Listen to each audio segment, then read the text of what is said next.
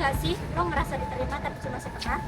Katanya semua diterima, tapi ada catatan kecil yang tulisannya asal jangan berbeda. Kalau begitu itu bukan inklusivisme. Inklusivisme keberanian untuk membuka hati untuk mendengar, menghargai sesama, dan membuka ruang untuk berpartisipasi. Terbuka bukan berarti kita menyetujui semua hal, tetapi tidak membedakan mereka hanya karena mereka berbeda. Beda pendapat dikit, dialog berubah jadi lomba lari. Siapa cepat? Dia paling benar. Siapa keras? Dia yang paling suci. Yang menang bukan yang paling ngerti. Tapi yang menang malah yang paling ngotot.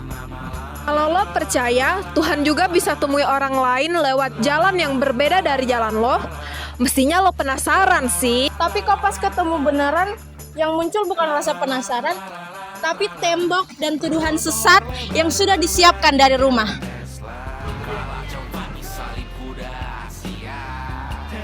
Kalau habis dialog terus lu pulang gak dapet insight, ya itu bukan dialog. Itu monolog dua arah yang kebetulan pakai istilah agama. Padahal dialog teologis itu beneran ada loh. Di Indonesia, sejak tahun 1991 ada yang namanya Intervide, tempat di mana para tokoh lintas agama dan akademisi duduk bareng buat bahas keyakinan dan teks suci masing-masing. Bukan sekedar acara seremonial pas ada hari raya besar agama. Pertanyaannya, Lo mau nggak kayak mereka? Di umur berapa lo tahu kalau dialog lintas agama dan aksi nyata adalah syarat utama menjaga otentisitas di Indonesia? Lucunya saat banjir datang, air nggak pernah nanya agama rumah orang yang mau dia genangi.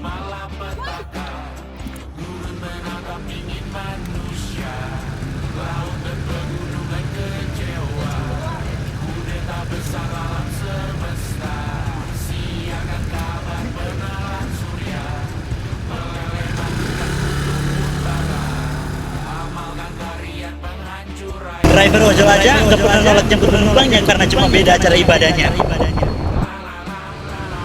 Mas, mau ditolongin mas? Boleh lihat KTP-nya dulu nggak mas?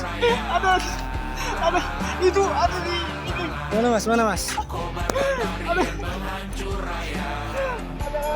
Tolong.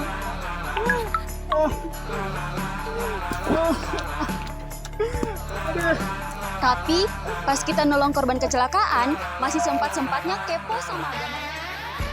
Di anak Bandung aja nggak pernah nanya KTP kolom agama dulu sebelum dia nyemplung ke sungai, hitam pekat dan berbau menyengat.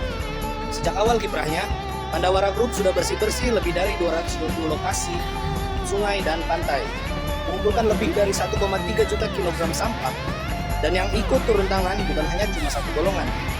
Mereka juga melibatkan ribuan relawan.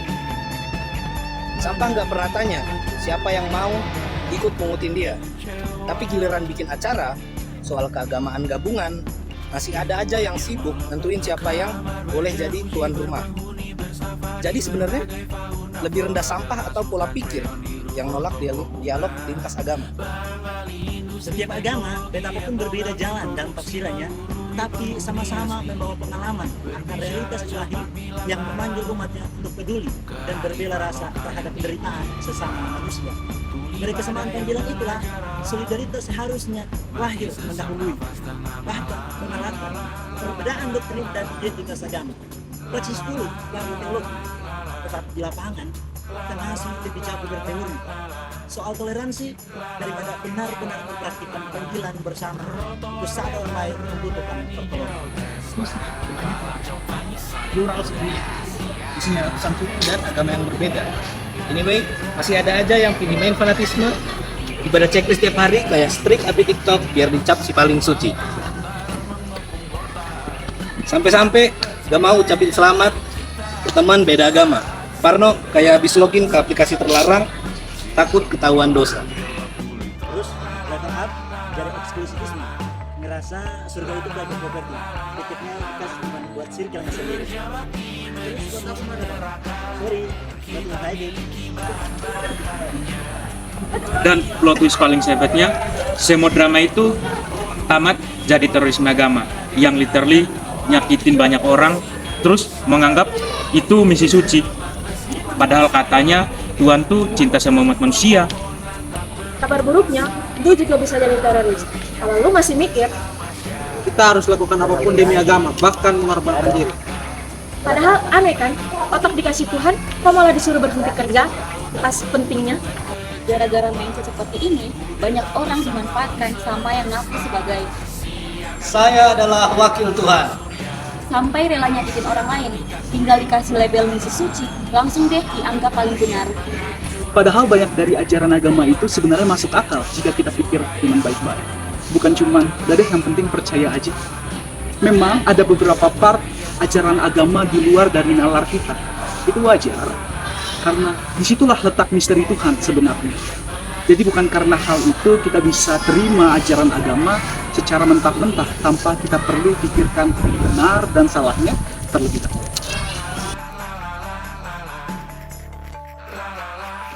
Intinya, kalau ada yang nyuruh lu matiin nurani demi, itu bukan Tuhan yang memanggil, itu manusia yang menyalahgunakan namanya.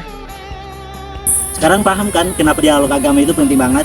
Masa lu mau disamain bahkan dianggap lebih rendah daripada sampah? Masa lu kalah sama air yang nabrak batu gak pandang bulu? Masa lu yang melabeli dirimu sebagai yang beragama tapi kamu kan nunjukin agama itu lewat tindakan lu?